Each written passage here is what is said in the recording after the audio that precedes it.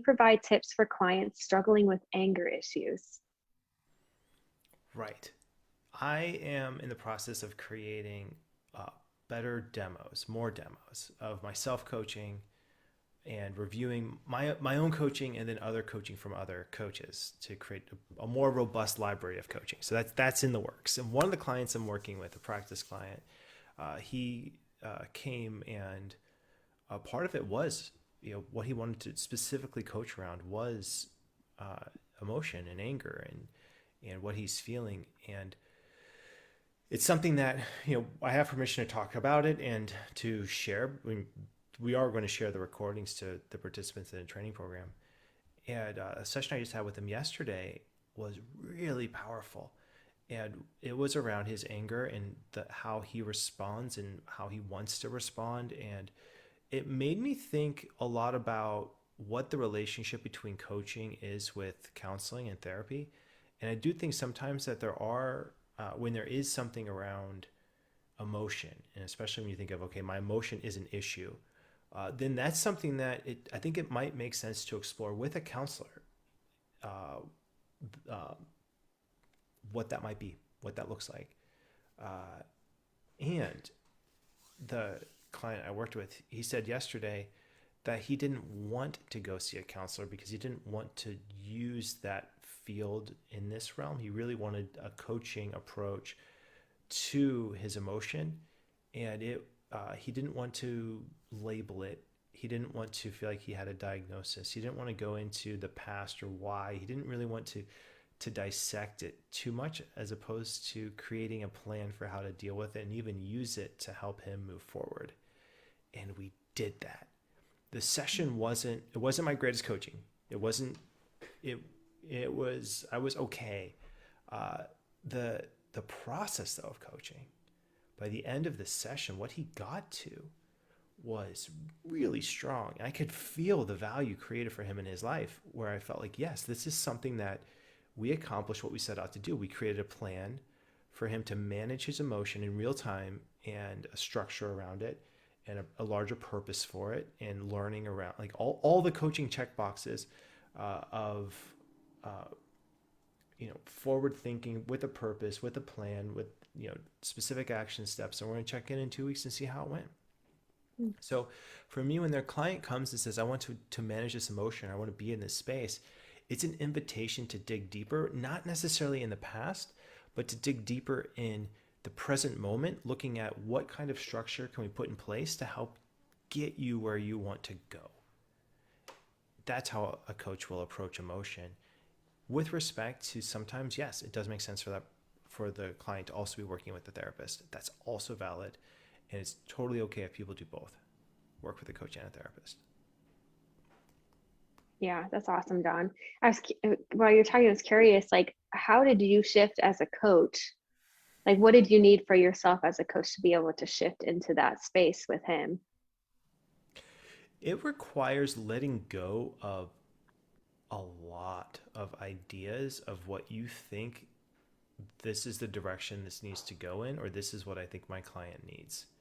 I Mm. realized even in that session in real time, and I talked about it. I mean, I went into it. I did so we're doing these sessions. They're 30, 40, 50 minutes long. Right after the session, I do a debrief from 10 minutes where I think what worked well, what didn't work well. The clients do the same thing. I haven't seen his yet from yesterday. So I'm kind of curious to see what he said about the coaching and what's working, not working. We're going to find this out, right? I'm going to share these. These are going to be shared. Uh, the thing that I found in that session I had to really let go of was this idea of using anger as a tool or a benefit uh, for him to sharpen his purpose, or to be angry and stay calm at the same time. That Mm. was that was there was an idea that I had. Oh, I'm curious about this.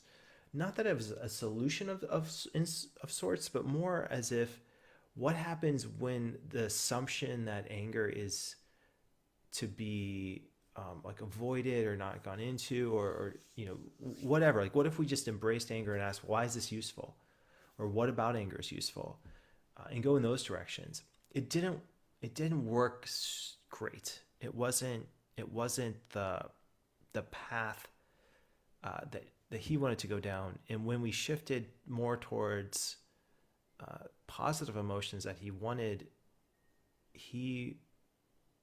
really wanted to focus on how he can increase the positive emotion to create a stronger container and a safe space, even when he's in a situation where he might feel, in past situations where he might have reacted with anger. So it was, as a coach, what I realized I had to let go of and really lean into was, it requires you to let go of all ideas of what you think the client needs and the direction that the client needs to go in, and to really ask the client, what are the steps? What are your main takeaways? Where do you want to go from here? What do you want to focus on? What insights are you having from this conversation? What would make this worth it to you? Like, what would make the rest of this session worth it?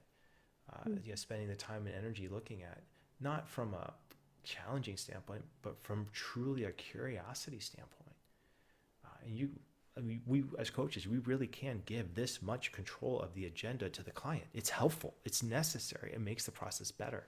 So for me, the session felt a little bit like spaghetti. Like, I didn't know what I was doing. I didn't know what he was doing. We were just going all over. I'm asking these questions, trying to figure this stuff out. About 2/3 of the way through, the question is, okay, so what are we looking at here? What's the insight? What do you want to focus on? When he started shifting towards that positive thing, that positive emotion that he wanted to bring, it was like this session, it like everything just clicked. It just felt like, yes, we have it. And this is an insight that's not just going to heal him, but it feels like it heals the world. And, heal, I don't know if coaches can use the word heal or not, but it does feel like there is an element of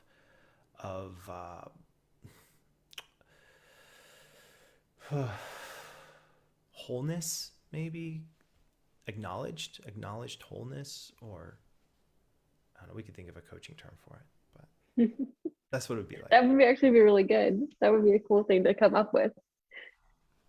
Can coaches use the word heal? I don't know. We'll get back to you all on that. No, I think that's so neat though, John, just this and hopefully empowering for coaches listening, because I know when I first started coaching, I had so much pressure on myself to just say the right question and do the next right thing in a coach. And I was trying so hard to control the outcome of the coaching session, not even really meaning to, but it was like, okay, I've got to ask the perfect questions. I got to make sure you have something that it's going to look like this and this and this. And it was once I started to let go, and there's sometimes I've been in coaching sessions too, where I'm like, I don't even know really what's happening. But then it comes to this space at the end that is like profound, or this impactful thing that they mentioned. And I'm like, cool, I'm so glad we just followed it and went with it, and I've had some coaches in the power hours that have expressed that. What do we do when we don't know what they're talking about? Or, there was one time at a 2.0 as well, where one of the coaches, she was an executive coach, and she was talking about her job. And it's like she's high up there in the position, and just what she was talking about was way over my head. And I remember just wanting to information gather. And then it was like, no, just be curious. You don't need to know exactly what everything she's saying. And she brought what she needed to that coaching session, I remember. And I remember being like, I'm so glad I didn't try to just take it my own way, because we would have totally just missed the point. So hopefully that relieves just some pressure and empowers coaches with trusting the client in the process and trusting themselves. If there's something that they don't know, it's okay. Like, they're curious and they can meet that space at their level of listening and everything. So that's cool.